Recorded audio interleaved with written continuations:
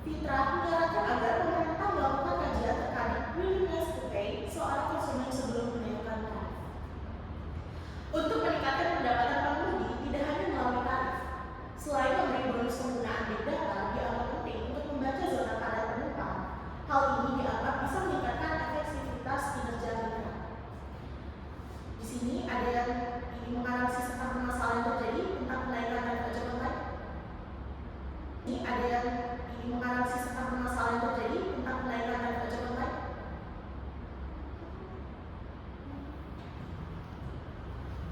Saya sangat setuju tentang kenaikan tarif ojek online itu, dikarenakan peningkatan kesejahteraan pengemudi. Tujuan utama dari kenaikan tarif batas adalah untuk meningkatkan pendapatan dan kesejahteraan pengemudi ojek online.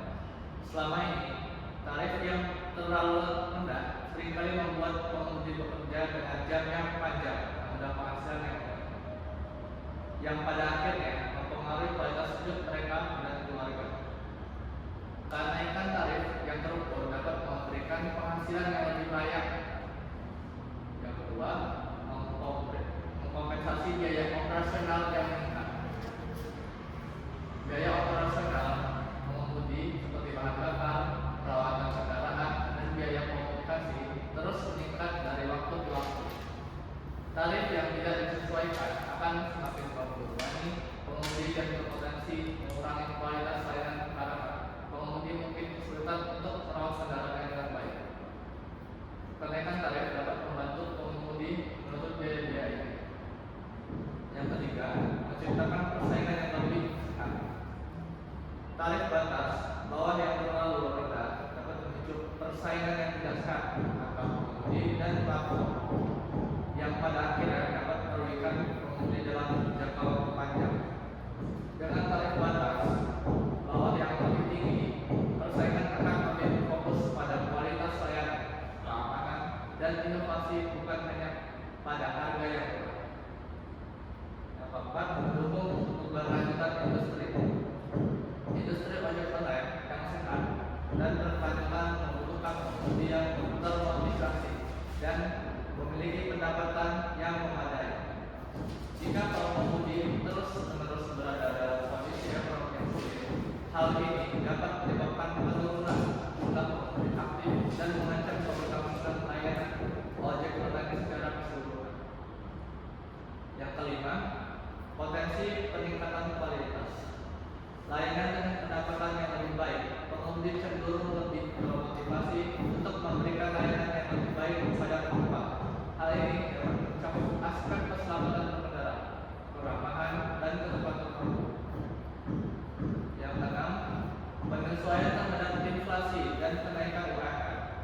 Penaikan tarif dapat dianggap sebagai penyesuaian terhadap inflasi dan potensi kenaikan upah minimum regional atau UMR. Meskipun pengemudi ojol bukan pekerja formal dengan UMR, namun kenaikan biaya hidup secara umum perlu dipertimbangkan dalam penentuan tarif.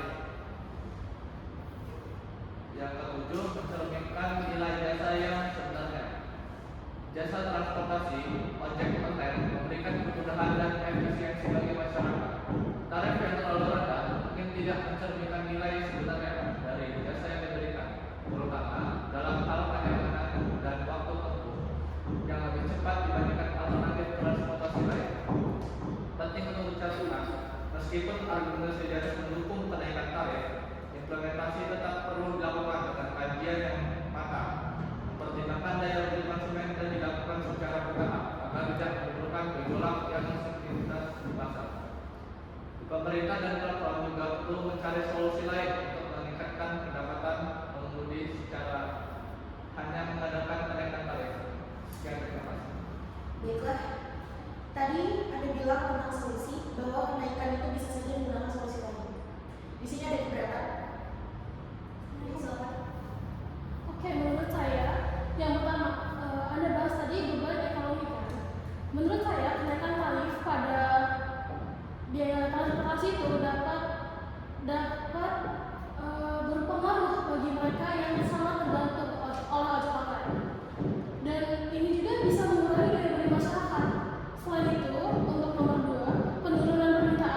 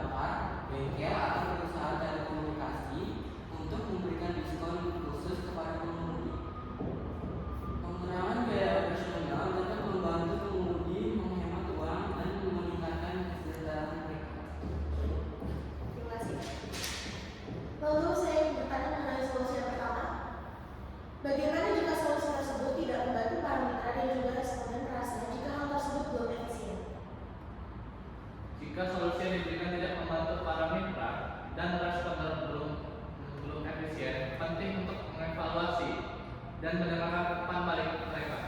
Berikut beberapa langkah yang bisa diambil. Yang pertama, kumpulkan umpan balik. Tanyakan langsung kepada mitra dan responden apa yang menurut mereka kurang, efisien, dan apa yang bisa diperbaiki. Yang kedua, analisis masalah. Identifikasi masalah utama yang menyebabkan ketidakpuasan. Apakah masalah yang terkait dengan proses, teknologi, atau komunikasi? Perbaiki solusi. Berdasarkan umpan balik dan analisis, lakukan perubahan yang diperlukan untuk meningkatkan efisiensi. Yang keempat, uji coba. Implementasikan perubahan secara bertahap dan uji coba untuk memastikan bahwa solusi yang diperbaiki benar-benar efektif. Yang kelima, komunikasi terbuka. Pastikan ada komunikasi yang terbuka dan transparan mengenai perubahan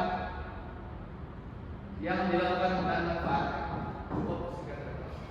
Baiklah para hadirin sekalian, jika kalian tidak setuju bisa angkat tangan. Tidak ada. Baiklah, kita akan lanjutkan